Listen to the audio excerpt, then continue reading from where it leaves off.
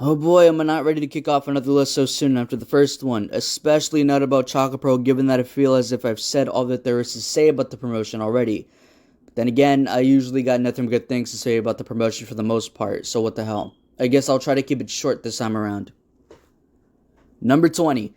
And starting this list, we have, surprisingly enough, a match between the Pencil Army and the Best Bros. Look, I've already said that during this time period that if anybody was getting the majority of the credit for a Lulu Pencil match being a classic in my book, it would be her opponents.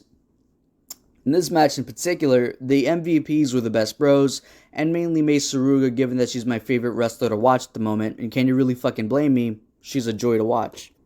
Still, the Pencil Army wasn't slacking given that they landed on this list, so props to them still.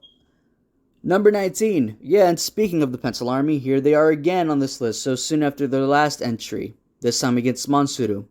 Even for as much as I wasn't crazy about the Pencil Army, they did kind of warm up to me in a slow burner type of way. Number 18. This match was one that I hoped with everything in my soul that it wouldn't suck, given that the last Sayuri match that I saw on ChocoProLIVE wound up only contributing to the worst episode in the entire second season, given that a lot of her spots didn't go over so well with me. I think she was meant to be a ninja in this episode or something, I don't know. But I can almost always count on my girl May to make a match better than I would have ever expected it to be. Number 17. This match was just more Chocopro goodness. There isn't anything that I have to say about this match that I haven't already said about the promotion. Number 16. May was thoroughly taking L's on this episode. That's really all I have to say. Number 15. I'm going to miss a time when the Choco Stealers were a thing. The tag team that was Emmy and Yuna was such a crucial part of the second season because of the match that it was building to, which I will get to soon enough. Also, maybe one of these days Yuna's going to win one of those tournaments and not get her chocolate stolen from her. At this rate, though, that probably isn't happening. Number 14. Once again, nothing that I can say about this match that I haven't already said about Chocopro. Number 13. I was fully expecting this match to not get over with me all that well, given that all I've ever seen from Yoneyama was her character work in Stardom. Still, despite that, her and Mitsuru pulled off a hell of a Chocopro match and subsequently one of the most fun matches of Chocopro in the third season. Props to them for updating me on Yoneyama. Number 12. Yes, the Pencil Infinity War episode. This tag match went to a time limit draw during a period when Chocopro wasn't doing them all that often. Unfortunately for Season 3 so far, I can't say the same. The match between MonSuru and the Best Bros was just so fucking fun to watch right up until the clock ran out. Totally worth the watch if you haven't watched it already. Number 11. When it comes to Tokiko Kirihara, I rarely have much to say about her, and yet she's consistently part of some of the best and most fun matches in the history of Chocopro so far. I won't go as far as to say that she's enhancement talent, but she's certainly the woman there that's working the wrestlers that I find more entertaining than her and giving them their best match. She rules. And speaking of which, number 10. Tokiko vs. May is a matchup in general that when it comes to Chocopro, it's tailor-made to not suck.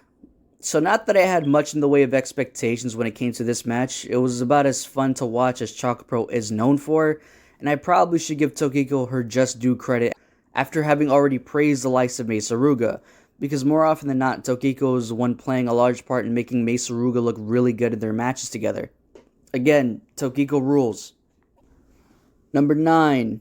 After Mitsuru vs. Yoneyama exceeded my expectations, going into this match I felt like I had no reason to think that Yoneyama vs. May would let me down.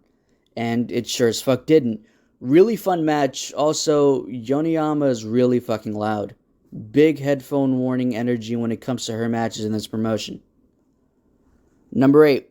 Once again, Tokiko Kirihara rules. Also, given that Antonio Honda was mostly absent from the second season, the fact that 2 of his matches still landed as high as they did on this list for me, and we'll get to the second match pretty soon, only goes to show how entertaining the guy still is to me. I'm still waiting on the day that the act grows stale with me. Number 7, and once again, Tokiko Kirihara fucking rules. This match seems so randomly put together to me at first, given how May's already in a tag team with Aki, but shame on me for second guessing the nature of ChocoProLIVE when they've proven to me on countless times that even when they put on something completely random, they can pull it off. And once again, this was another absurdly fun Chocopro match and nothing more. Number 6, and here we have a match that even for as outstanding as it was, could have been even better had the finish not been somewhat of a letdown. The Pencil Infinity War was a match that was so absurd that it made Lulu Pencil of all wrestlers out to be a competent pro wrestler, at least by Chocopro standards. Even with its mildly disappointing finish, the match was a must-watch as far as the season goes. Number 5. Again, a small part of me is going to miss the Choco Stealers. Now, granted, I'm only currently on Season 3 at the moment, so they probably reunited in the 70-something episodes that came after this one. Something tells me that it won't exactly be the same as when Yuna still had a hate boner for Emi Sakura. Number 4. MonSuru clashes on episode 34 of ChocoProLIVE. This match was surprisingly hard-hitting from what I remember, and also really fun to watch. What's new, right? Number 3.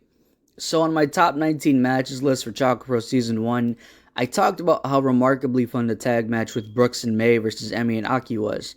And it's a match that I'd credit as being the one to get the entire promotion of Chocopro over with me, or at the very least put the exclamation point right after the sentence.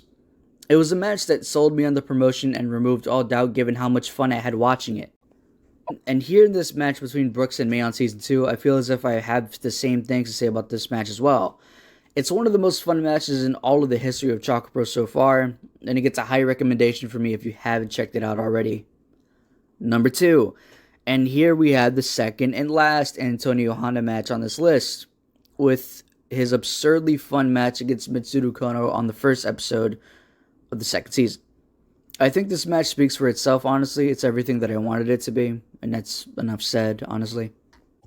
Number 1, and with that we have the best match on the entire second season and the best match that's happened on ChocoProLIVE period up until this point, a match that I cannot see being topped so easily. Emi Sakura versus Yuna Mizumori on episode 28 of ChocoProLIVE. They built this up like mad, and over the course of what felt like close to a dozen episodes and getting Emi over as an even bigger heel than Yuna at the time, over a piece of fucking chocolate. Wrestling is fucking beautiful sometimes. It's probably going to take some real effort to top this match, but for Chocopro, it likely won't be all that hard for them to top very much at all.